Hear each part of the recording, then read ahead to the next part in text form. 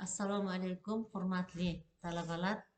Men biologiya fanlari falsafa doktori Sodiqova Dilfuza G'afforovnaman. Bugun biokimyo va molekulyar biologiya fanidan nuklein kislotalar va ularning kimyoviy tarkibi nomli mavzuni o'tamiz. Reja bilan tanishib oling. Birinchisi nuklein kislotalarning ochilish tarixi, nuklein kislotalarning kimyoviy tarkibi, azot asoslari, uglevod komponentlari, fosfat kislota va nukleozid va nukleotidlar farqi. Nuklein kislotalar 1869-yilda Friedrich Mischer tomonidan kashf etilgan edi. Nuklein bu yadroda mavjud bo'lgan material bo'lib, asosan nuklein kislotalar, oqsil va fosfat kislotasidan iborat. 1889-yilda Richard Altman nukleinning kimyoviy xossalarini tadbiq qildi. U o'zini kislota kabi tutganini aniqladi. Nuklein kislota ham DNK va ham RNKni anglatadi.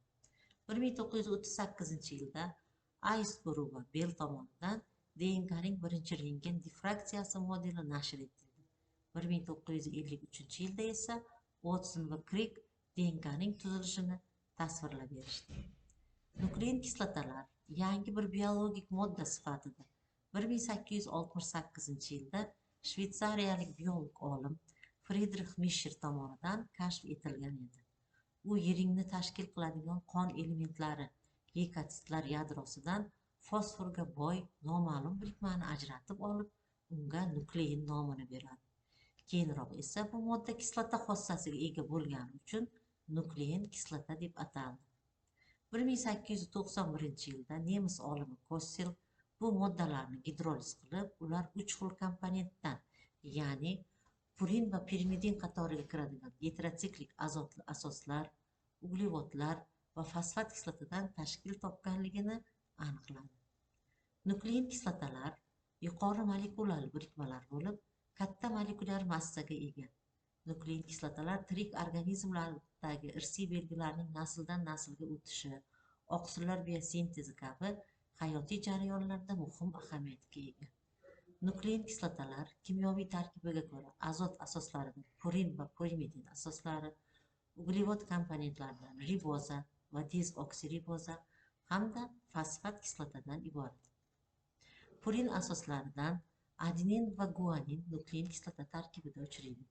Pirimidin asoslaridan esa sitazin, uratsil, timin kiradi.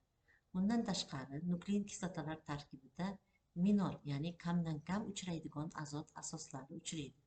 Bular 5 metil va 5 oksimetil sitazin, gidrouratsil, psevdouratsil, 1 metil uratsil va boshqalar bo'lishi mumkin. Uglevod komponentlari nuklein kislotalar tarkibiga kiradigan pentozalar, ribozalar, dezoksiribozalar bo'lib, ular furan shaklida uchraydi. Azot asoslari bilan uglevod komponentlarining birikishidan hosil bo'lgan birikmalar nukleozidlar deb ataladi. Purin asoslari hosil qilgan nukleozidlar ozin, pirimidin asoslari esa idin qo'shimchasini oladi. Masalan, adenozin, guanozin, uridin, timidin va akozol. Mana bu yerda pirimidin va purin asoslari keltirilgan formulalar. Demak, pirimidinga uratsil, timin, sitazin kiradigan bo'lsa, mana struktura formulalari, puringa esa adenin, guanin kabi birikmalar kiradi. Hosil bo'lgan hosilalar, ya'ni nukleozidlar adenozin yoki dezoksisititimin 5-fosfat keltirilgan. Nukleozidlar fosfat kislota bilan birikib qo'shilishidan nukleotidlarni hosil qiladi. Nukleotidlarning nomi ular asosining nomiga kislota so'zini qo'shish bilan hosil bo'ladi. Masalan, adenilat kislota, guanilat kislota va akozollar. Demak, riboza, ribofuranoza, dezoksiriboza, dezoksifuranoza kabi formulalari keltirilgan. Shunday qilib, biz qisqacha qilib nuklein kislotalar, ularning organizmdagi funksiyasi va ularning kimyoviy tarkibi bilan tanishdik.